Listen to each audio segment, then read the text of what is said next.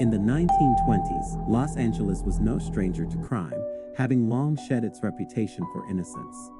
However, in December of 1927, the brutal murder of Marion Parker would shock even the most jaded residents of the City of Angels. Marion Parker, a successful banker, had married the lovely Geraldine Heisel in 1906. They resided at 1631 South Wilton Place, Los Angeles, California. Their family grew with the birth of their son Perry Willard Parker on January 14, 1907. 8 years later, on October 11, 1915, they were blessed with identical twin daughters, Marjorie Helen and Marion Frances. On December 15, 1927, a smartly dressed and articulate young man entered the office of Mount Vernon Junior High School in Los Angeles, California, where the 12-year-old twins attended. Identifying himself as Mr. Cooper, he inquired with the school registrar, Miss Mary Holt, about the Parker girl. Claiming that his employer, Perry Parker, had been involved in a serious car accident and urgently needed his daughter, Mr. Cooper specified he meant Marion. When Miss Holt sought clarification by asking which Parker girl he meant, he appeared surprised and reiterated his request for Marion. Upon being summoned, Marion was escorted to the office by the school secretary, Miss Naomi Flinton. Despite the presence of both women, Marion left with the stranger after being assured by Mr. Cooper that he would take her to her father. As she entered the passenger seat of a coupe, Mr. Cooper drove off with her, forever changing the course of her life. Geraldine grew worried when Marjorie returned home alone, prompting her to reach out to the girl's classmates and friends. However, none of them had seen Marion. As concern deepened into fear, Perry received a telegram with a chilling message. Do not take any action until you receive a special delivery letter. Shortly after, a second telegram arrived, further heightening the tension. Perry reached out to school officials to learn more about the encounter with Mr. Cooper.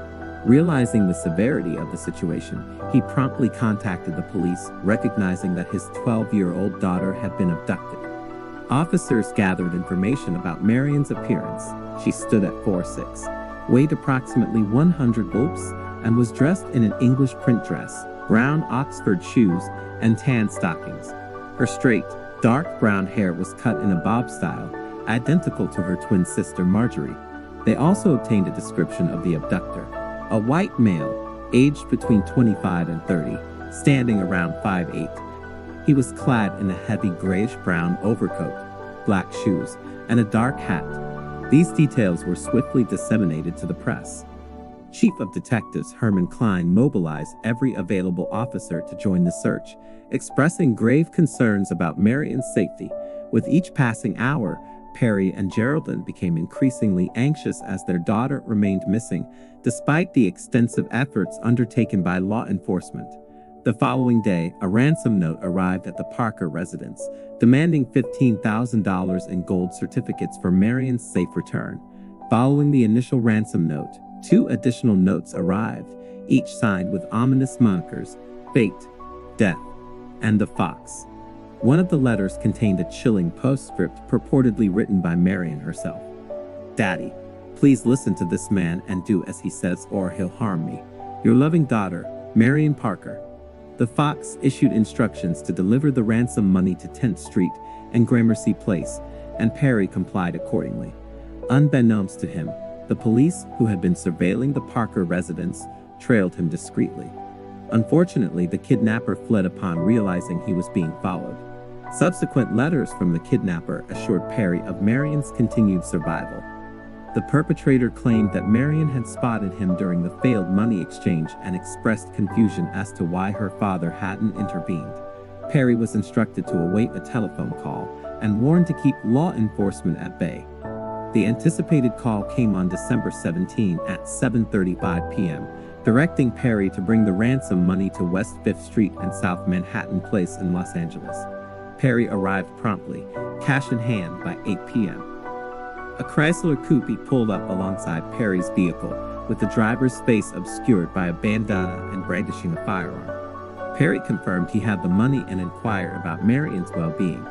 The kidnapper assured him that she was merely sleeping, and Perry handed over the ransom. In a sudden turn of events, the car proceeded up the street, and pushed Marion out onto the curb at 432 Manhattan Place. Perry rushed to his daughter, still under the belief that she was merely asleep. Without bothering to put the car in park, he cradled her in his arms, only to discover the grim reality. Marion's face was pallid, and all her limbs were missing. In that heart-wrenching moment, any lingering hope dissolved into overwhelming grief as Perry realized that his beloved daughter was dead. His grief was overwhelming as he realized the extent of the tragedy. The subsequent investigation revealed grisly details about Marion's death. Dr. A.E. Wagner, unaware of the victim's identity, conducted the initial autopsy and was shocked to discover that it was Marion Parker. He attributed her cause of death to exhaustion and fright, failing to recognize the signs of foul play. Marion had likely been alive during the initial attempted exchange. Her body showed signs of mutilation, with her limbs severed and her eyes sewn open. Despite thorough investigations and a nationwide manhunt, the killer remained at large, sparking fear and outrage among the citizens of Los Angeles. Suspicion fell upon William Edward Hickman, a former employee of Perry Parker, who had a criminal history and harbored resentment towards Perry. Hickman's involvement in Marion's abduction and murder became a focal point of the investigation, leading to heightened scrutiny of his actions and motives. William Hickman was born in Sebastian, Arkansas, in 1908, the youngest son of Eva and William H. Hickman. Raised in Kansas City, Missouri, William was a diligent student at Central High School, actively participating in various clubs, notably the debate team. However, in 1925, his father abandoned the family, leaving William and his mother to fend for themselves. During the investigation into Marion's abduction, a significant clue emerged from one of the killer's telegrams. It contained the address 2518 Birch Street, Al, short for Alhambra, where William had resided with his mother, Eva, the previous year. Further evidence linked to Marion's murder was found when towels crudely stuffed into her abdomen were traced back to the Bellevue Arms apartment building at 168 Bellevue Ave in Los Angeles. Acting on this lead, police visited the building on December 20, where they encountered a man resembling Marion's abductor. He identified himself as Donald Evans and permitted the police to search his apartment, Unit 315. Despite the thorough search, no incriminating evidence was found, and Donald Evans vanished soon after. Subsequent investigation revealed that William Edward Hickman had rented apartment 315, confirming suspicions that he was indeed the perpetrator behind Marion Parker's murder. Furthermore, authorities tracked down the car that had been used during the ransom exchange. It had been reported stolen several weeks earlier in Kansas City, Missouri. Fingerprints found on the vehicle matched those discovered on the ransom notes, as well as prints on file from William Hickman's prior arrest, providing damning evidence linking him to the crime.